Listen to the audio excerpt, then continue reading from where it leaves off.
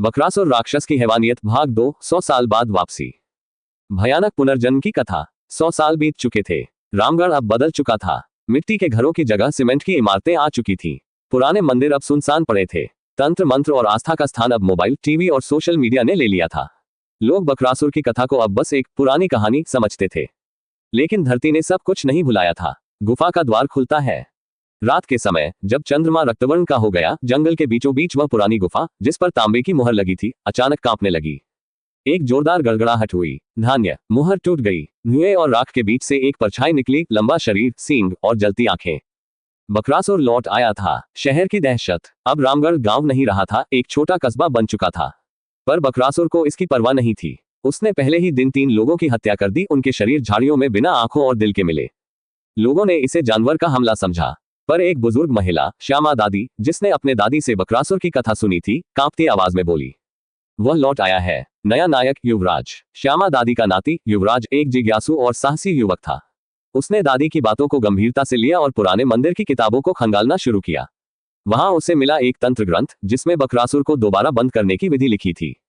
उस विधि के अनुसार इस बार केवल मंत्र और त्रिकोण यंत्र से काम नहीं चलेगा। रक्त बलि भी देनी होगी और वह बलिदान स्वेच्छा से होना चाहिए। बकरासुर का आतंक। अब बकरासुर हर रात किसी को मार रहा था। वह अब पहले से भी ज्यादा ताकतवर था। उसकी दहाड़ें मोबाइल कैमरों में कैद होने लगी। लेकिन कोई उस पर गोली भी चलाता तो वह राख में बदलकर दूसरी जगह प्रकट हो जाता। लोग कस्बा छोड़कर भागने लगे। सरकारी तंत्र भी नाकाम था। अंतिम रात। युवराज ने फैसला लिया, वह खुद बलिदान देगा, लेकिन बकरासुर को दोबारा बंद करेगा। उसने पुराने मंदिर में यज्ञ की तैयारी की। त्रिकोण यंत्र, मंत्र और खुद का खून सब तैयार था। रात होते ही बकरासुर आया। तो तू ही है नया राजू, बकरासुर गुर्राया। युवराज मुस्कुराया, राजू ने तुझे 100 साल के लिए रोका था, मैं तुझे हमेशा के लिए खत्म करूंगा। यज्ञ शुरू हुआ। मंत्र गूंजने लगे। युवराज ने खुद को त्रिकोण के बीच खड़ा कर लिया। बकरासुर ने हमला किया, लेकिन यंत्र ने उसे रोक दिया। जैसे ही युवराज ने अपनी छाती पर चाकू चलाया, उसका खून यंत्र में गिरा और मंत्र की शक्ति बढ़ गई।